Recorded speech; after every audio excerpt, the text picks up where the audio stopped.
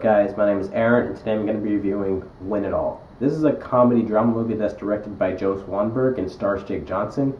It's basically about a self-destructive gambler who bets on the wrong money. He bets on money that's not his, and then a lot of stuff starts spiraling out of control, and he tries to get more stability in his life by getting a job with his brother, getting a romantic relationship, also while he's also trying to deal with his addiction and dealing with the money that he stole from this guy. I was looking forward to this movie for a lot of reasons. I am a huge fan of Joe Swanberg. He's one of my favorite working directors in comedy right now. I love his style. I love the very improv style that he brings to comedy. It makes it feel really low-key and really realistic. Jake Johnson is definitely one of my favorite actors working right now. I don't think he's the best actor working right now, but I think that he's really watchable whenever his movies come out. And I think even in really bad movies like Jurassic World, he's probably the best part of it. And I always just love seeing his presence in movies.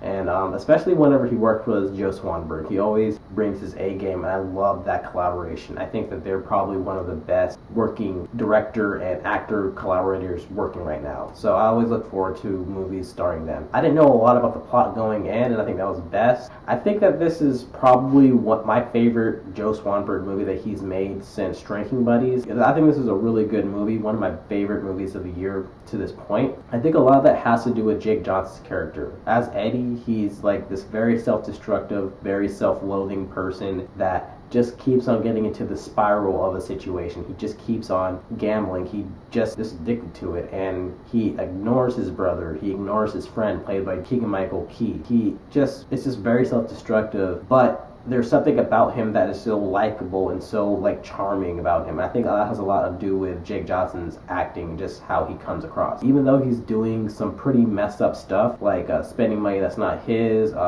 giving into his addiction and not really doing anything about it, I think Jake Johnson rides that line between being kind of a bad person and being really likable, just about how he interacts with people and stuff. You want to see this guy do better, but it's just he just keeps on giving into his temptation and stuff. But Jake Johnson really centers this movie, and he really makes it watchable, because I think if it had a lesser actor that had played the role, I think it probably wouldn't have came across as strong. But Jake Johnson is such a elite actor at this type of role that it can just be interesting just watching him do whatever he does. And it's definitely a big part of the reason why I enjoy this movie. Also, the actors that are around him are really good too, like Joe Lo Truglio. He's the guy that was in Real 911. He's in Brooklyn Nine-Nine. He's really good as his brother that's trying to help him out. He has some comedic moments there too, but he's mostly there to kind of show that there could be a stable life that he can try to achieve.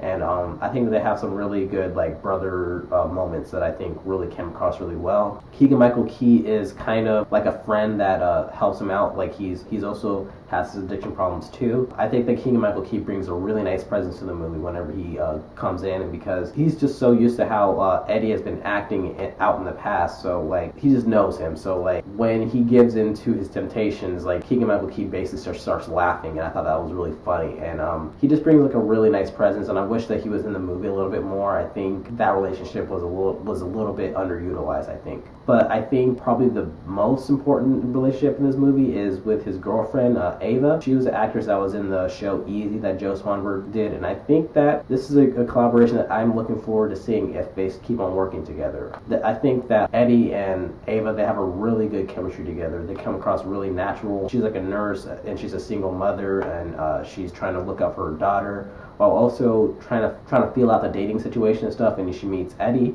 and they have a really good chemistry together. They come across really natural, and I think that has a lot to do with the actors that are playing them. And whenever they were together, it kind of gave Eddie more of a reason to get out of the hole that he was in, and I think that they had a good chemistry together that really centered the movie.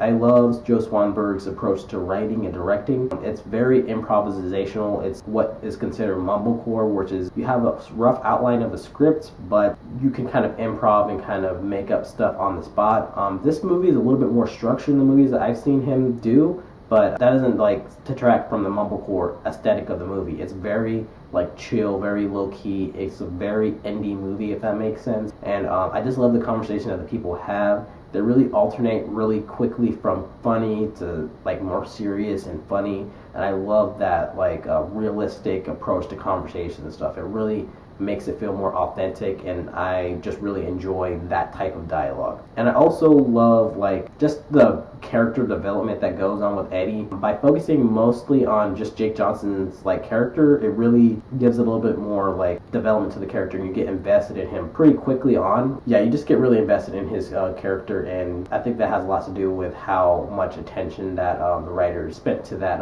character. And I also like the way that it was filmed. It was filmed very grainy, very like low key, and it kind of reminded me of like a 70s drama movie. Like it felt like it was from a different time, and I think that Joe Swanberg is trying to go for that type of feel. I'm not sure, but it really does feel like an older movie, and I appreciated that approach to it as well. I love the soundtrack too. Really chill, really low key. A lot of great like songs that I enjoy, and I thought that was a really nice touch to the movie. I don't really have anything major wrong with the movie. I think it's a little bit simplistic. If you see the plot summary of the movie, you're basically gonna know what's gonna happen.